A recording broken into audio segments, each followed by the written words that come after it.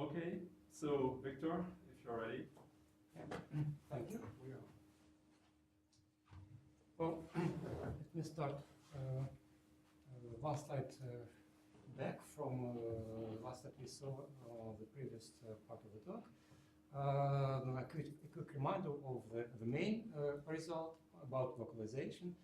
So in the context of parametric, multi-parametric family, a family with an infinite number of parameters in the space of functions on a torus, or more general phase space of a dynamical system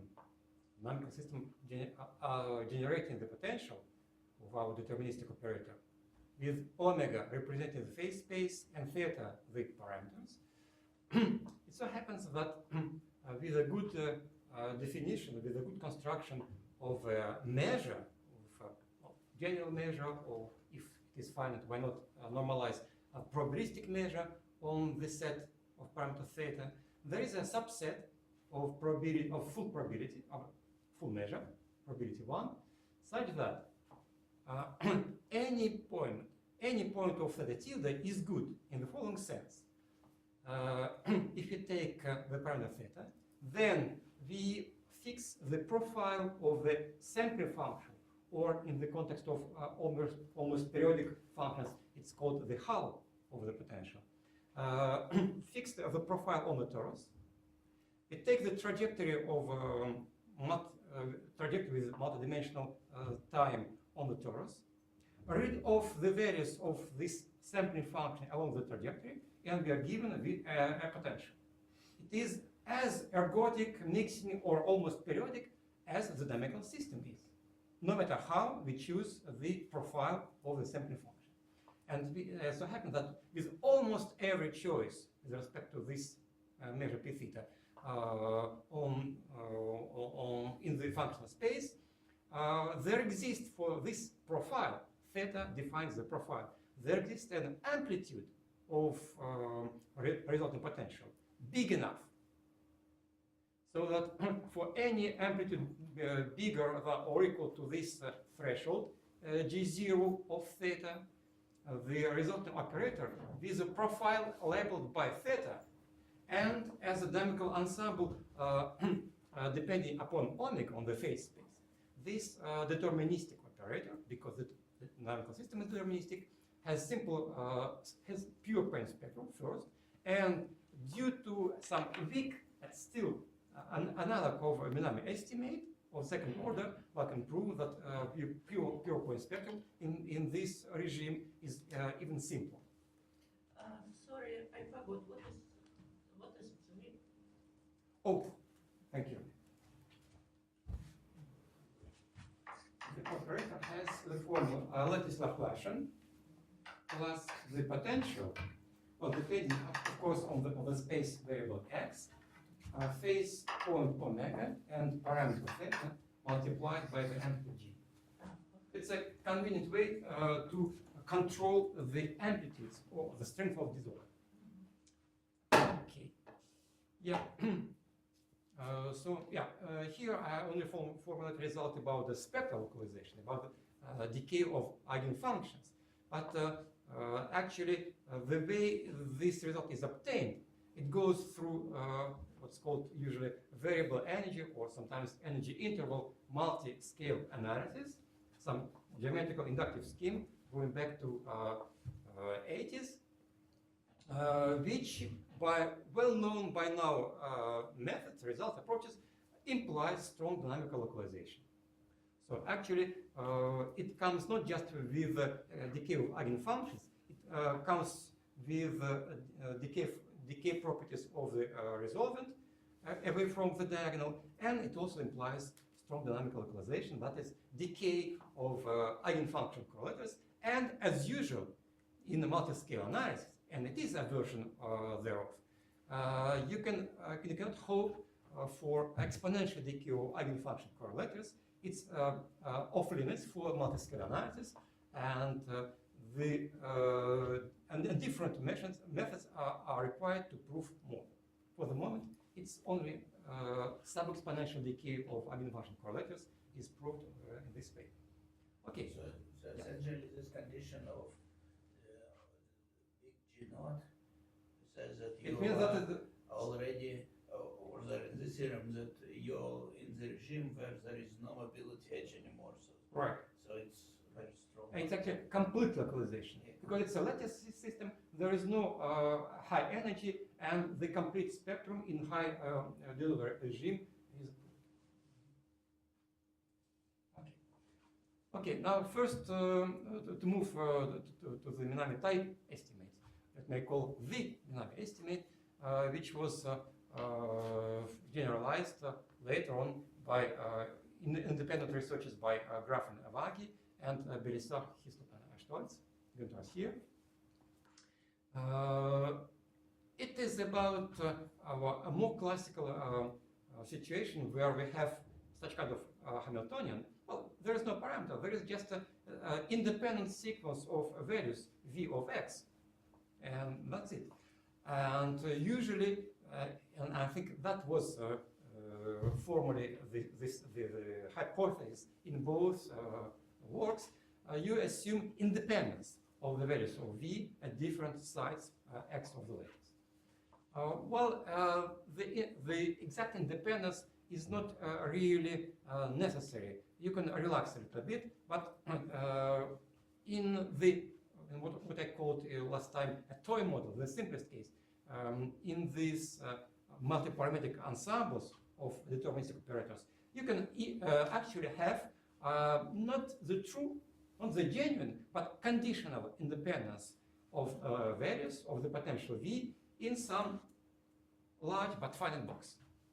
Okay. So you condition on appropriate sub-sigma algebra, and you have an independence. And that big kind of independence suffices to go through with the most of the requirements of the multi-scale analysis. Okay, so it says that the probability for to have at least j, capital J, eigenvalues of the operator H lambda. Let me see. Of course, I've forgotten the volume of lambda in this power J of all this project. It should be pi, constant, which comes out of the calculation, the L infinity norm of the density, which is common density for all the values of the potential assumed IID, times the value, the volume of lambda to the power g divided by j factorial, and what's more important, it's the jth power of the interval where we are looking for the j eigenvalues. Okay. This is what one can prove in the context of these grand ensembles, multi-parametric ensembles of ergodic or even not ergodic deterministic operators. First, what is the most simple to prove is an estimate, probability estimate in the product omega times theta space. That is, well, you have to take into account the points small omega in the capital omega anyway. But what really works, what makes it work, is the p theta component of the product measure. Still, with the product space, you have an estimate for a similar probability as here in the ID case, yeah? And the prefactor here is gives you the worst case scenario. Like I said, the expansion of the sampling function or the hull on the torus in a series over a given system of orthogonal or not orthogonal functions, which I called small phi n, should not have the decay coefficients too fast. Because if you expand, for example, over the Fourier harmonics, with exponential decay or super exponential decay of the coefficients, you have an analytic function. An analytic hull on the torus is predictable. It can be extrapolated from any open ball, and therefore any interpolation problem has an exact solution, which which is good for many applications in real life, but it's a disaster for the perturbations we need here. Okay, so in the worst case, when the decay what one can allow is sub-exponential, there is a sub-exponential prefactor here. Beta is not as directly related to the decay of the spectral coefficients as you might expect. There is some simple calculation, but unfortunately it's not very straightforward. Anyway, if we take the length of the interval in which we look for or fear to have more than j or more eigenvalues, if this is much smaller than the inverse of the prefactor, then we are good. We are in business. Okay, this is the probability estimate. Now, what remains to say something about typical omega ensembles with fixed theta, with fixed profile on the torus, and we are given, well, some ergodic, well, let's say more generally deterministic ensemble of operators H with theta fixed. So for typical choice of theta, what can we expect on the part of the probability to have the trace bigger than j, that is, to have j or more eigenvalues in a small interval I? Well, it's sufficient to apply Chebyshev inequality, and you get at least something. You can live with. Of course, like I said last time, there's absolutely no hope with this kind of approach to prove local statistics, even the existence of the density of states, not the integrated density of states, which exists by a general principle for any ergodic ensemble, if ours is ergodic. But to prove that there is a derivative, the Ardenne-Nikodym derivative of that measure, the density of states, there is no way you might prove it this way, and let alone local statistics. So local statistics, nobody knows what it can be, but at least simplicity of spectrum can be proven with the help of maybe it's a good point to jump to the sketch of the proof of of simplicity by an extension, very simple extension of Klein-Molchanov argument. Okay, so Klein and Molchanov start with the assumption that we are given some random Fabry operators, and we assume that spectral localization is already proven. And this localization has to be fast enough. The decay of eigenfunctions has to be fast enough with at least polynomial with high power. And of course, exponential or sub-exponential is more than enough for them to start with. Then another assumption, another prerequisite is a Minami, classical Minami estimate of order 2. All one need for the proof of simplicity is a Minami of order 2 estimate. Then they prove that actually the spectrum is simple. It's called, sorry, it's proved to be a pure point. It is simple. Why? Well, this is an explanation. There is some text there, but here is some picture which may help you to understand this argument if you never saw it before.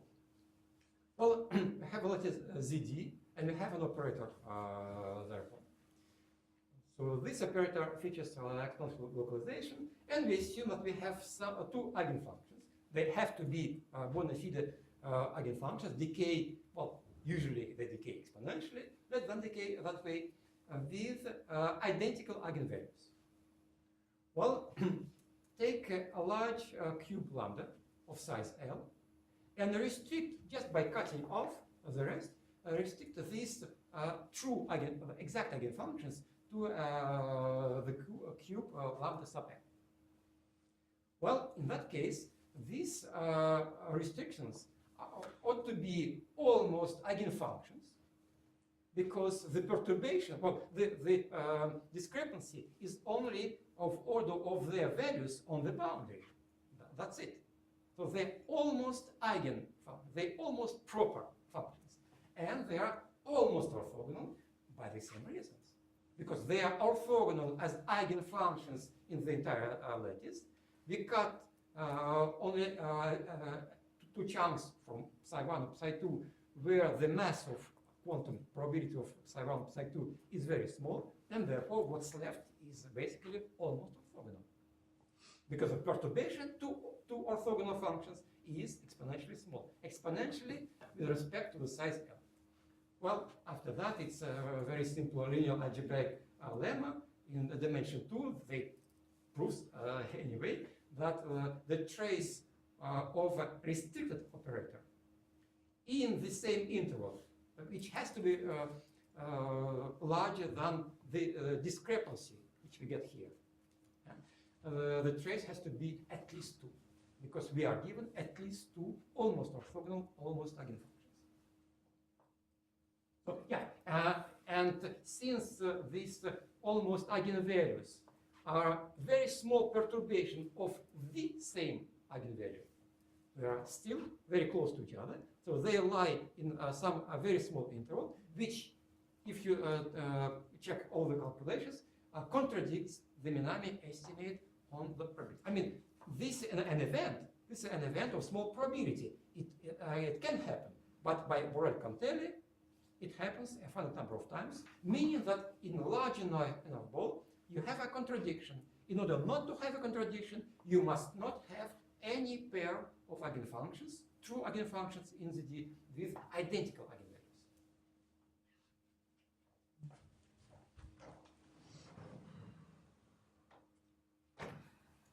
Okay, that's how it works.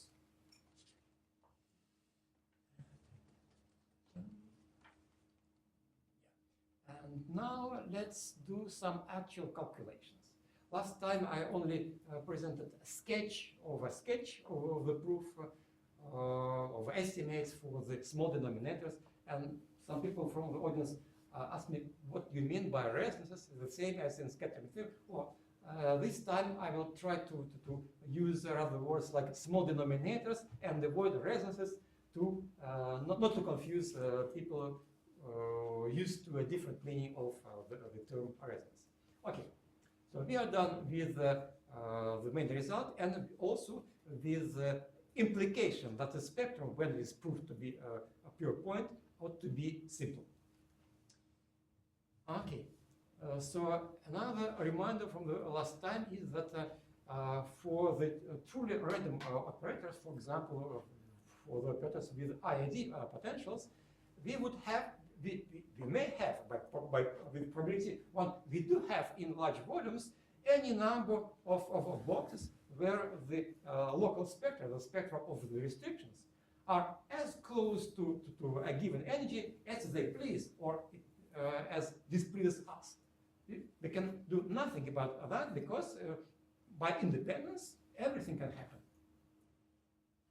Okay, but this doesn't happen in the context of deterministic operators, at least when all this technique works, because, like I explained, there are some probabilistic arguments which supplement and sometimes replace topological or the differential geometrical arguments about the crossing of eigenvalues. These graphs may be smooth or ugly. Well, one can work it out and show, like a sketch last time, that only in a large box there is some threshold, some integer, which I call JU, and it happens to be the dimension of the torus, or let's say the phase space or dynamical system, plus 2, such that the multiplicity of resonances, that the number of bad boxes inside in the framework of multi-scale analysis in the next scale box, that number can be avoided by Borel-Cantelli starting from some scale. Owing to the parameter exclusion in this space theta. It is completely removed for any phase point because we have an additional parameter, theta, our profile. If the profile is good, anything which is untypical is completely prohibited for any face point. Okay, so this somehow removes one of the difficulties of the multi-scale analysis, probabilistic estimates of good sub-boxes in a larger box.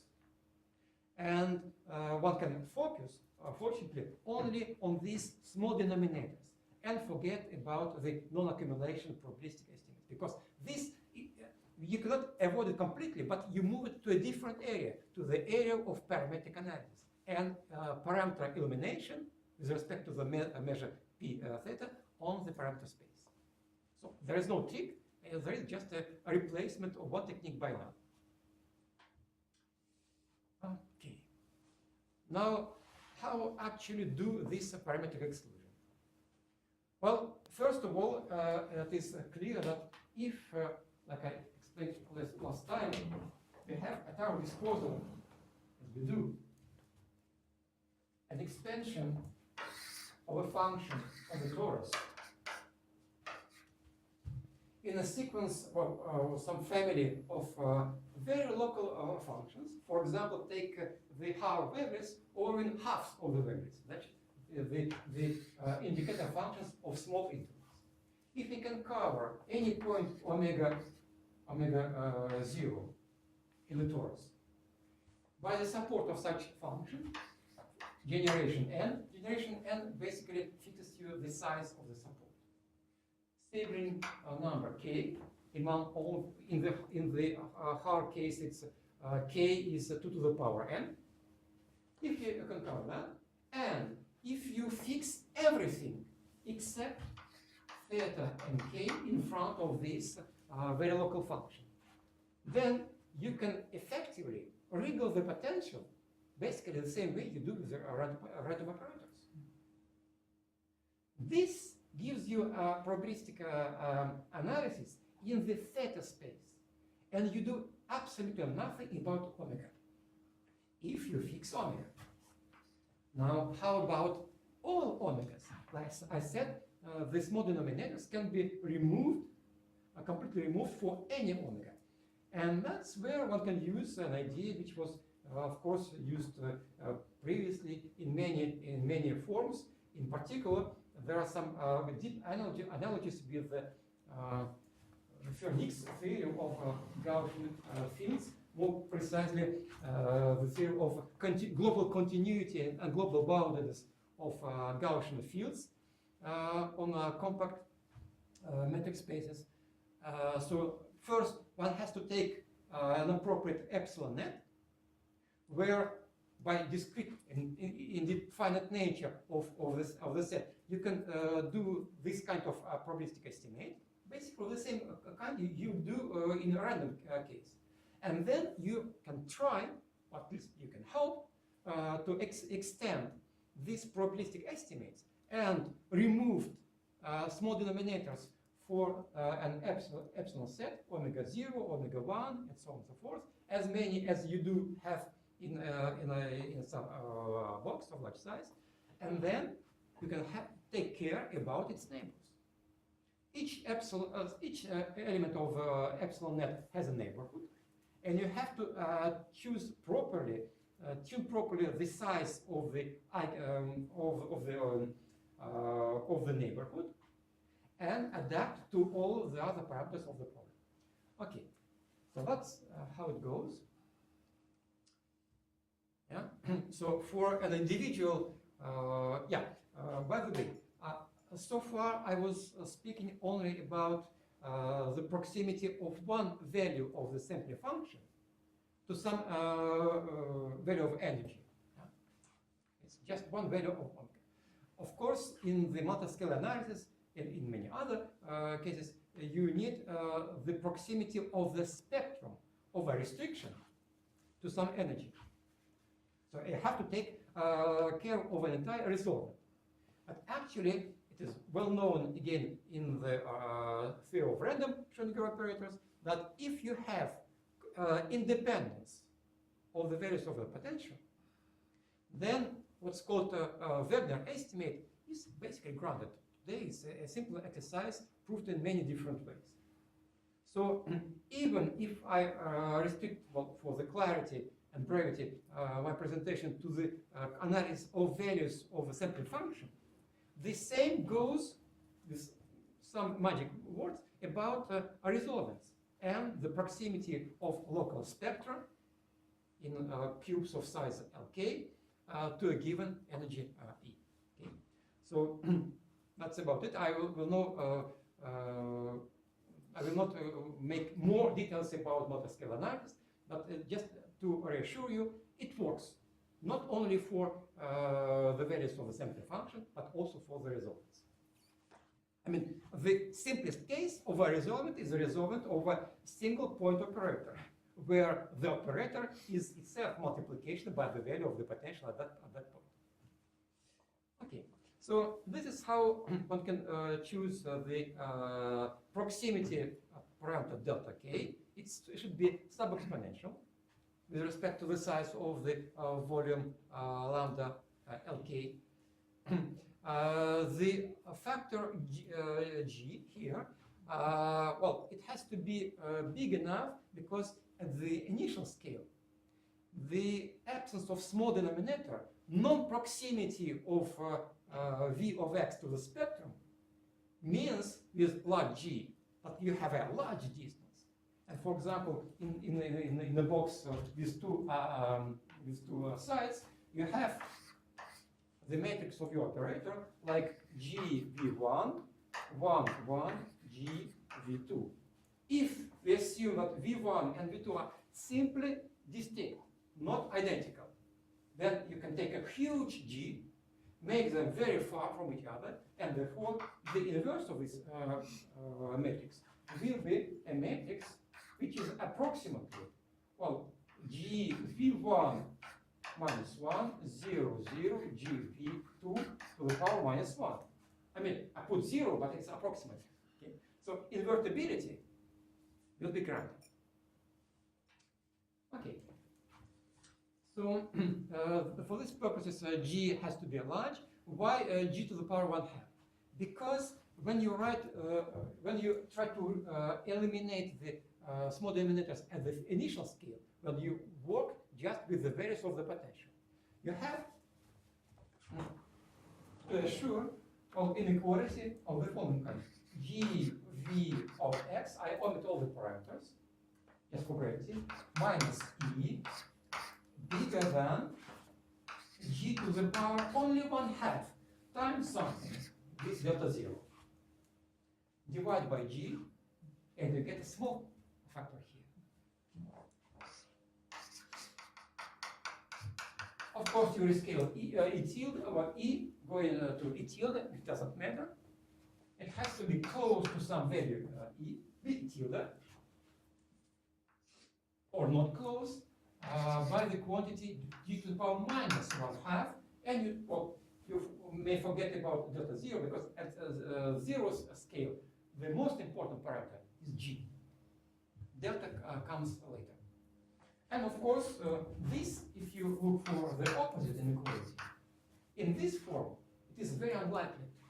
The measure of, if you include here omega, then the measure of omegas, in our case omegas and thetas are much more important, for which this almost equality occurs, is very small. So this is why it has to be something growing monotonically with G, but not as fast as G.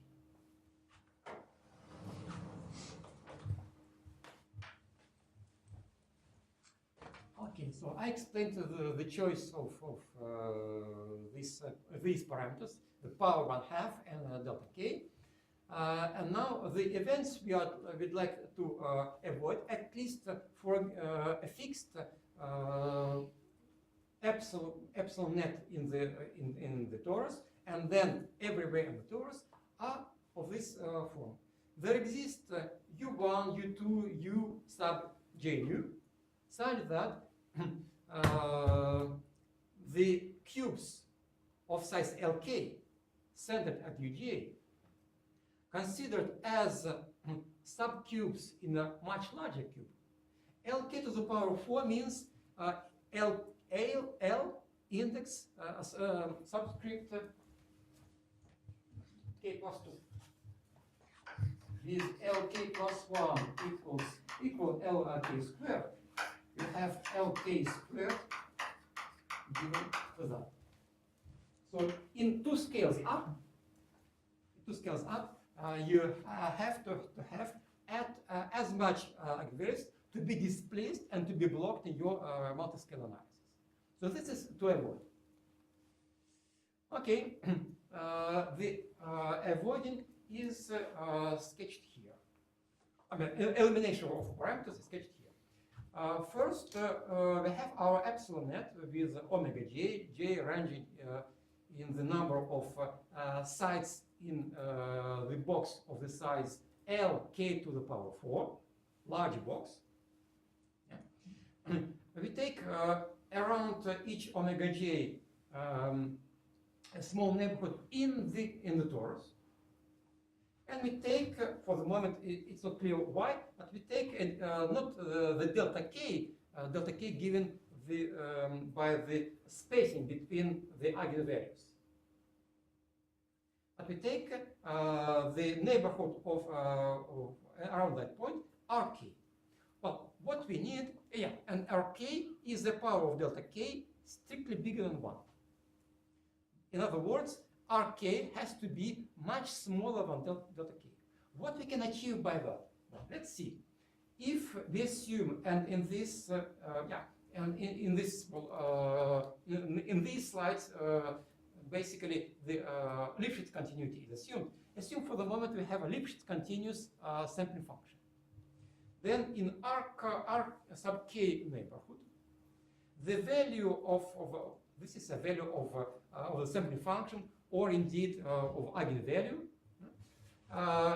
It varies, but not much. The sampling function itself varies by O of Rk, if it is a Lipschitz. If it is Hölder with exponent k, it will be of order of Rk to the power kappa. That's about it. If initially, by the probabilistic analysis in p theta sense, we can guarantee that at this particular point, this particular element of the epsilon net, the initial spacing is guaranteed by probability to be bigger than 4, let's say 4 delta k, then we have to subtract from 4 delta k 2 times O of R sub k to the power kappa, with kappa less than or equal to 1. And this is why Rk has to be small enough compared to delta k. So indeed, with Rk much smaller than delta k, what you are left is at least half of the initial spacing. And this is a global bound, a bit joyful, global bound in a local neighborhood. So it's a uniform bound in Rk neighborhood. But if the points omega j cover, as epsilon said, the whole torus, and we assume, and we assure such a lower bound for the spacings in the perturbed case, in the neighborhood, by at least 2 delta k, we are given the global lower bound for all these spacings. That's how it works. Now, what only remains is to do some arithmetics with the powers of delta k and Rk. Yeah. So, how many cubes or balls of size Rk we have to take to cover the entire torus? Well, take the volume R sub k to the power nu is the dimension, and inverse. Basically, well, up to some constant, you are given the exact number, and this number, this combinatorial number, is capital Mk. Okay, so in terms of Rk, it's very simple: Rk to the power minus nu, well, up to a constant. In terms of delta, it is that if, like in the previous slide, we take the power of delta to obtain Rk, 1 plus 1 over 2 nu. this particular choice suffices for the Lipschitz continuous function, for kappa equal to 1. A bit later, I will tell you how to modify the choice in the case where kappa is just some positive number. That's a small number. Okay, so with this number of scenarios, each omega may serve as a starting point for a trajectory. A trajectory going around the big cube Lk to the power 4, in which we take many small cubes. So for each particular choice of a starting point of the trajectory, for each particular choice of your ergodic ensemble,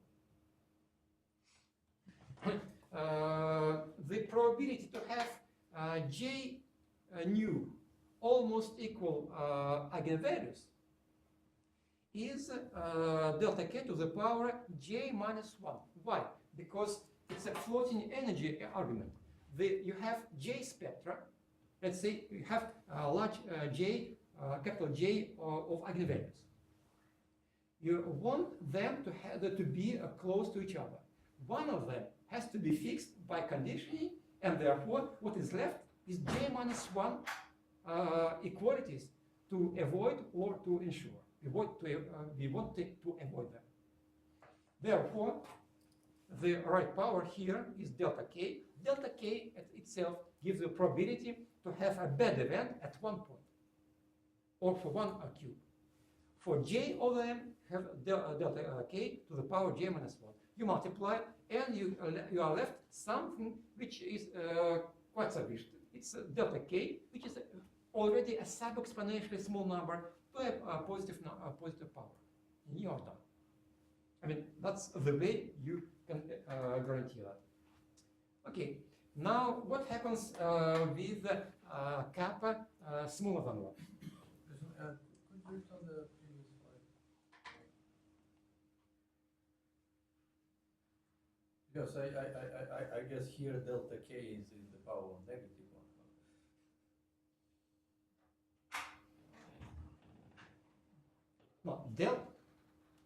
No, delta k positive, because delta k is small. You have to have a small number. No, I understand, but I mean that before equality it is written negative 1. No, minus u plus 1 comes from m. It's a big number. From mk, you can have a big factor. Oh, I see what you mean. Okay. Thank you. Thank you very much. Okay. Thank you. Now, what happens with kappa smaller than 1? Well, you basically go the same way, but this time you have to ensure two inequalities. First, well, r k to the power kappa has to be much smaller than delta k for the geometric argument, not to lose the spacing which you fought for by probability estimates. And on the other hand, so this is geometrical, it's an extension argument. The second inequality required for to have a small p theta probability, like I explained on the previous slide. So here we have a two-sided inequality. We have removed rk, keeping in mind that we have to have a situation where a choice of rk between these two extremities is possible, and therefore the right-hand side has to be much bigger than the left-hand side. Well, once we erase rk, we are left only with a small, simple arithmetic for the exponents, and this is the answer. The critical value, the untypically large number of small denominators in some scale has to be strictly bigger than nu over k. For the moment, there is no rounding, just nu over k, period, plus 1. It goes from this gray inequality. And if 1 over k is not an integer, well, it is its integer part plus the fractional part. and you have to have an integer number bigger than this plus 1. Well, you remove the fractional part and you balance it by adding 1. 1 is always bigger than integer part, fractional part. Therefore, the threshold becomes the rounded to the bottom, usual integer part of nu over k plus 2. And you see, because we round to the bottom, a nu over k may be slightly bigger than nu. This integer part will not fill it, meaning that in any dimension of the torus nu, there is an interval. Did I write it? Probably not. No. Okay. There is an interval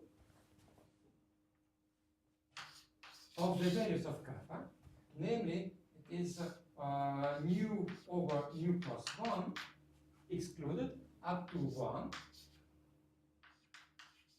such that if the Hilbert exponent is from this interval, then the number of avoidable small denominators is the same as for smooth or Lipschitz continuous. Actually, in my argument, I never used smoothness. I only used Lipschitz continuity. And it means that you may have samples which are nowhere differentiable. In one-dimensional case, I mean in one frequency case, where the torus is one-dimensional, it so happens that it almost sufficient for the Brownian bridge, but not enough. With Brownian, here you have to have 1 over 2, 1/2, and Brownian motion is slightly worse than Hilbert 1/2, slightly worse. Okay. Okay, that's the way. Okay. So the continuity of the samples here is important. It is important in two opposite ways. First, some constructive continuity, not just the abstract continuity, but Hilbert continuity or better Lipschitz is necessary for the argument of elimination, of global elimination of some untypically large number of small denominators for any phase point. On the other hand, this elimination argument goes much further, and you can avoid not just 2, 3, or 17 arguments. You may avoid even double resonances if you do not require anymore the continuity of the Hull function. And there is a class of examples where you expand the resulting Hull over the Haar wavelets with super exponentially decaying coefficients. One needs a decay of theta and k, or let's say their variances if they are random variable, less than e to the power. Actually, I have theta and k, which is of order 1, times a sub n, and the generation coefficient has to be e to the power minus b n squared, or even some bigger power of n. Well, if you remember what I said last time, abnormally small, even exponentially small coefficients an are off limits for the proof of Anderson localization, but in the case of continuous hulls, because for continuous hulls, you cannot, topologically, you cannot avoid crossings. But if you take the piecewise constant approximates, then this extension argument gets much easier, because there is no danger of losing your initial estimate bigger than 4 delta k, because there is no local variation of your approximate. And indeed, one can construct a class of deterministic operators, which can be almost periodic, in particular quasi-periodic, or generated by skew shift, or by some more general dynamical system. However, you cannot afford hyperbolic systems. Because first, for hyperbolic systems, the uniform aperiodicity is lost. You have lots of periodic points, for example, for doubling transformation of a circle, which is an endomorphism, and then you have to work on the half lattice. Or to have an isomorphism, you can take Arnold's cat map on the torus, and still you have lots of periodic points. So for some combinatorial reasons, you cannot use the same approach for strongly mixing system, for hyperbolic system, which also only amounts to say that this technology is tuned to work in the worst case scenario when you barely have ergodicity of your system. For the rest, you need the dynamical system not to interfere with your business. And of course, for hyperbolic systems, you have additional mechanisms which have to be put to good use. But it is a different story. Okay, that's about continuity.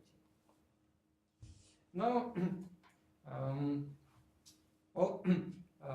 initially I prepared a sequence of slides with a sketch of multi-scale analysis, but another series of talks I gave here show that, well, either people in the audience know what it is, or 15 minutes introduction doesn't suffice, so it would be a waste of time. So for those who want, there are additional slides which will be on the site of the institute with some sketch of multi-scale analysis. But here I use the few minutes which remain to show that indeed the analysis of small denominators suffices, at least should suffice for the proof of localization.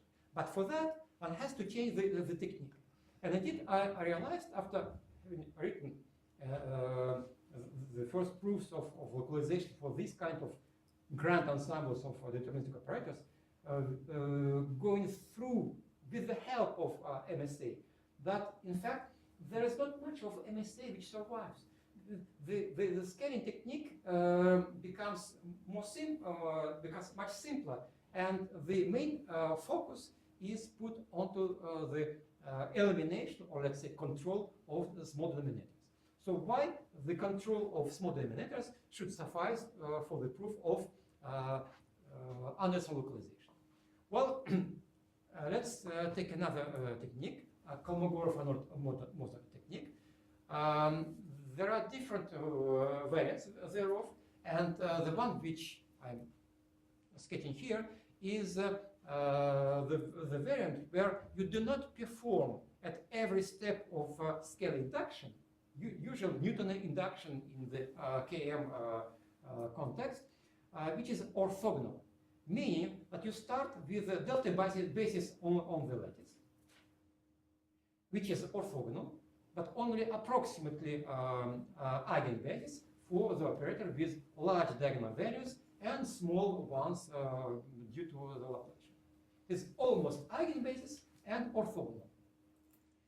Instead of doing orthogonal transformation to obtain the next iteration, the next approximation, one has to be less greedy and obtain only an approximate eigenbasis, which is approximately orthogonal, meaning that in the series of transformation, which I'm going to explain, you keep only the first term and you take care of the norm of the rest.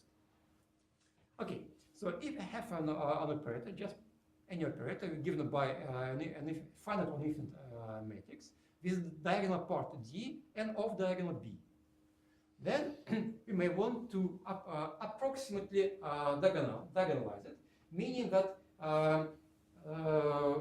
for the transformed operator, and we take the conjugation by A, which is to be found here,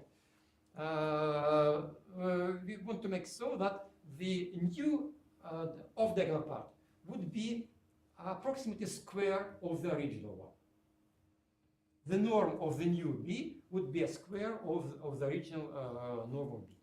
Well, this conjugation is written in Taylor series for the small ad operators, the commutators, And just taking formally this expansion and A of small norm, we see that first of all, the conjugated H is H itself plus the first commutator plus an operator with a norm of order of norm of A squared.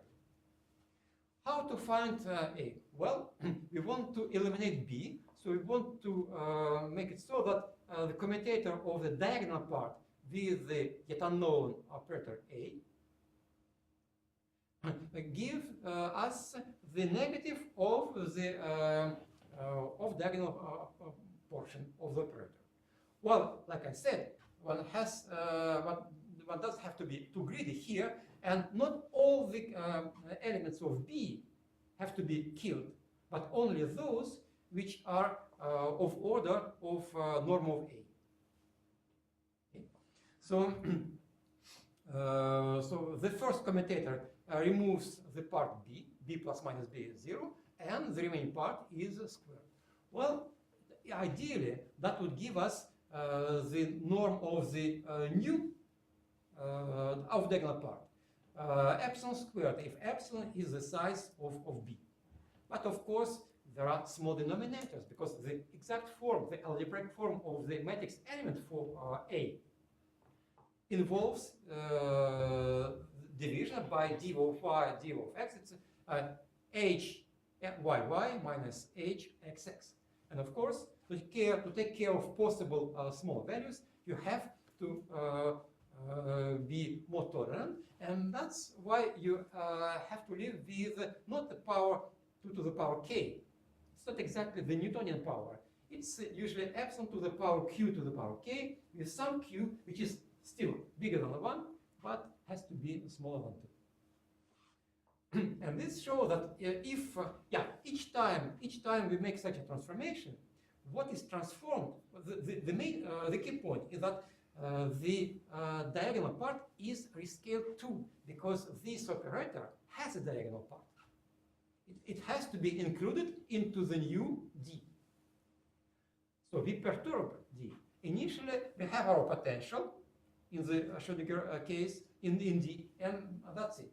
And then we have to add to V of x something which is a function of many other V of y's. But if we keep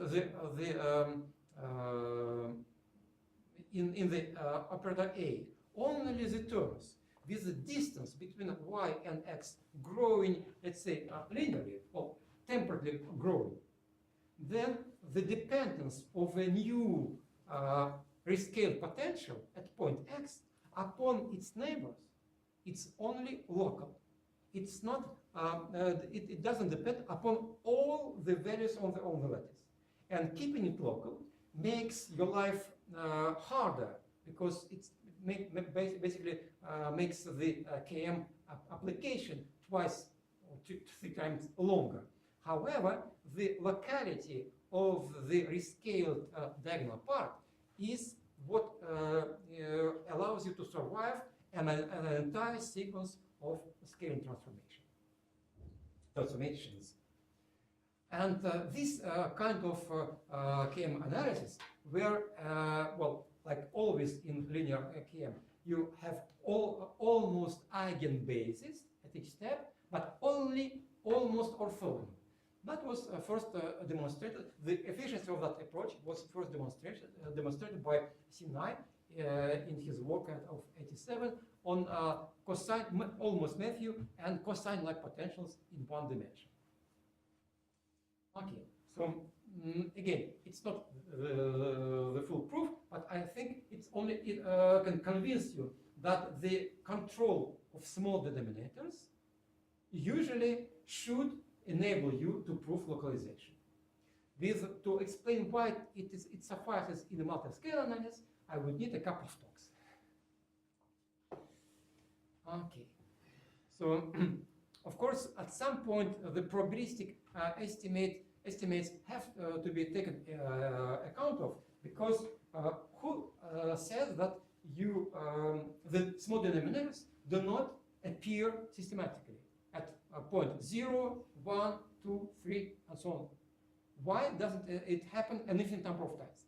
This, of course, is an area where a probabilistic analysis has to be applied, and like I explained, in this context, for multi-parametric deterministic ensembles of operators, the probabilistic methods are used in the theta space, in the parameter space. Omega plays almost no role, and I also said that in the context of hyperbolic dynamical systems. Of course, it is omega which has to play much more important role.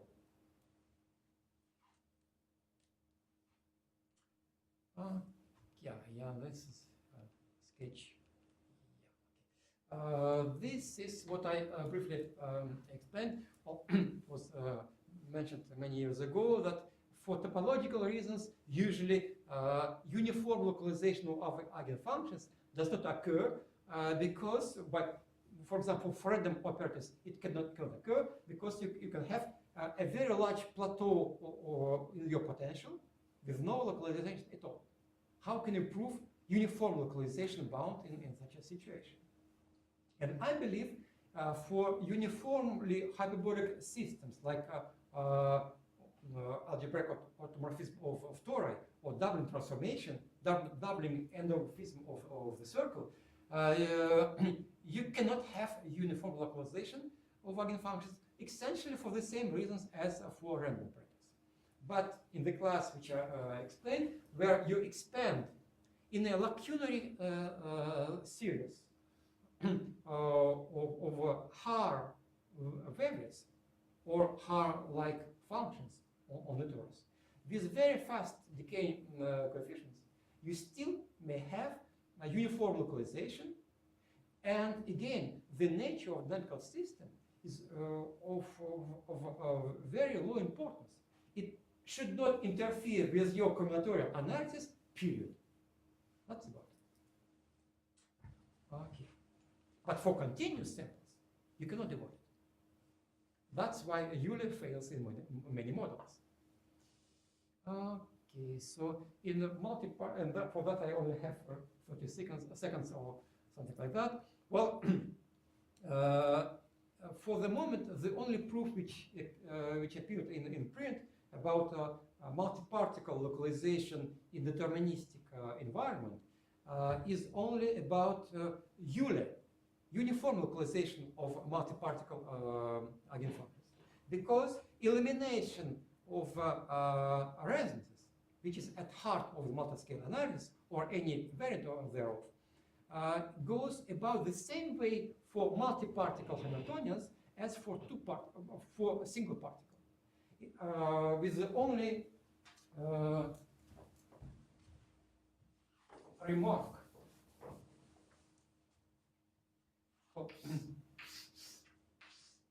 When you have a random operator in a box of size L, say with ID potential, well, by translation invariance, in this perspective, all boxes of size L are the same. I mean, the same spectral property from the probabilistic point of view. They are all alike. Or even if you take deterministic operators, and the potential is given by the value of your sampling function along a trajectory, again, by translation invariance of the Haar measure on your torus, all these kind of boxes are alike. However, the situation is different if you have at least two particles, because in the two-particle configuration space, so here this the first replica of your configuration space of one-dimensional quantum particle. This is the second replica. Okay. And the potential is supported, if it is, for example, short range, it is supported by some strip, some band around the diagonal in this two-dimensional lattice. And therefore, the structure of the spectral problem is not the same as if you moved your cube of size L around. Here there is no interaction. Here there may be just one point where the interaction is non-zero. Here it is fully present. Therefore, there is a number of scenarios. And in the complete elimination of resonances, which I sketched for this lacunary Haar series, you have to take care of all the scenarios. But fortunately, for any size n, there is only a finite number of positions of the cube relative to the diagonal, or if you like, only a finite number of positions of the main diagonal if you keep the cube fixed. So this complicates a little bit the combinatorial analysis, but essentially the proof is the same as it would be in the one particle case. So the ultimate form of localization, uniformly localized eigenfunctions and uniform decay of eigenfunction correlators occurs at least for a class of n-particle Hamiltonians with deterministic potentials, for example, limit periodic or quasi-periodic, as far as the dynamical system fulfills the property of uniform aperiodicity, some quantitative form of uniform aperiodicity, tempered rate of return to a small neighborhood of the starting point. If you have that, then there is a class of examples for any dynamical systems without a property for which a given number of particles, 1, 2, 3, and this is basically a few particle theory, unfortunately, has the strongest possible form of localization. And I think this is a good point to stop, and I am 5 minutes past my time. Okay, thank you very much. Any questions, comments? Yes, Victor, so coming back to this commutator approximation procedure, Yeah. this one. So are you able to do actually infinitely many steps proving that the series is convergent, or you just do finitely many steps with the estimate of the error? No, it's an infinite induction. Of course, Infinite induction, but I mean, so the series which is in the right hand part of the first line. Yeah. So you can show that this series is convergent. not the series, but the sequence of transformations is convergent, local convergent. It produces you a transformation, and a bona fide transformation, which in the limit turns to be orthogonal. At each final step, it is only almost orthogonal, but its degree of orthogonality improves with time scale. Yeah, so indeed you do infinitely many. Yes, there is a transformation of a basis, and a unitary transformation in the in the L2 of Z. Because in our works with Leonid, we actually do the same thing, but for all our problems To of prove quasi-periodic AC spectrum, things. right? No, we can't prove AC spectrum. We just obtain asymptotic expansion for integrated density of states or for spectral function. So we do the same thing, but we can't show that this procedure of infinitely many steps actually will converge, mostly because our perturbation is not local, and even after the first transformation, instead of Yes. even quasi-periodic operator, we have pseudo-differential operator. And so the only thing which we can do is we can do as many steps as we wish with the estimate of the error, but it gives us not the actual series, but just asymptotic series. That's why we can't show absolutely continuums of the spectrum, but only some asymptotic effects. Well, if So you're asking here you why have infinitely many. it works, well, because the situation is different, and in some aspect it is much simpler, because here the operator is finite difference. It's a bound operator. We don't have the zone of energies where we don't control the things. For example, if it were Schrödinger differential Schrödinger, it wouldn't work that way. Because more or less, of course, if we have control of all denominators in some uniform,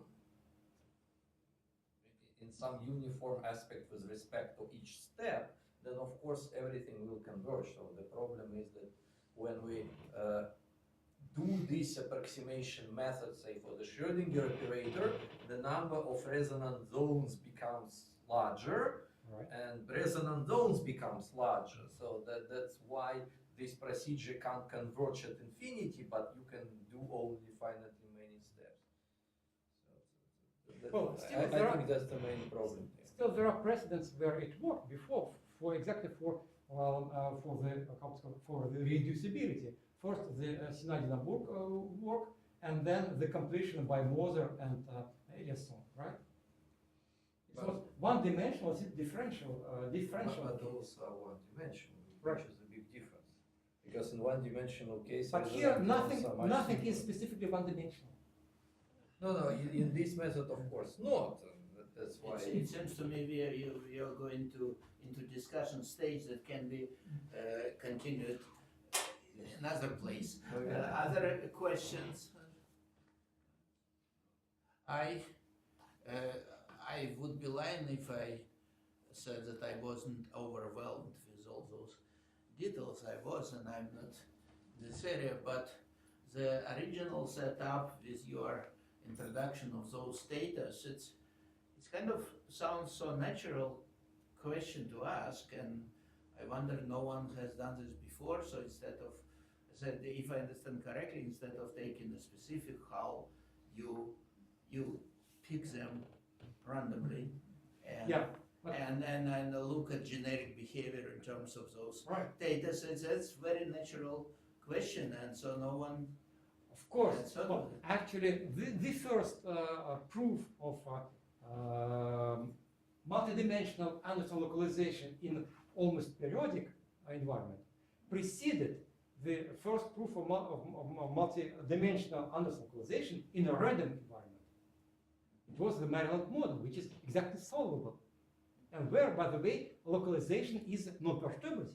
It occurs. Well, of course, the potential is a tangent of the phase, and it's unbounded. But it's not the unboundedness as such, which is important for non-perturbative nature. It is the exact structure of the tangent, which allows you to make the K transformation and solve the problem. But after that, it was generalized by Belisar, Lehmann, and Skopler in '83. Again, it is work which predated multiscale analysis of random operators, but it was proved, but perturbatively. That is, you take a tangent-like potential on the torus, let's say you take one-dimensional torus, right? And you take a tangent or any meromorphic function which has only real zeros and only one per period. And the derivative of the function is non-zero between the two poles. Then Belisar and Skopler show that KM procedure gives you for large G the kind of convergent sequence of orthogonal transformations. Although I don't see how this answers my question, but we can continue this later on. So, any other questions? Is there another scientific? Thank you very much.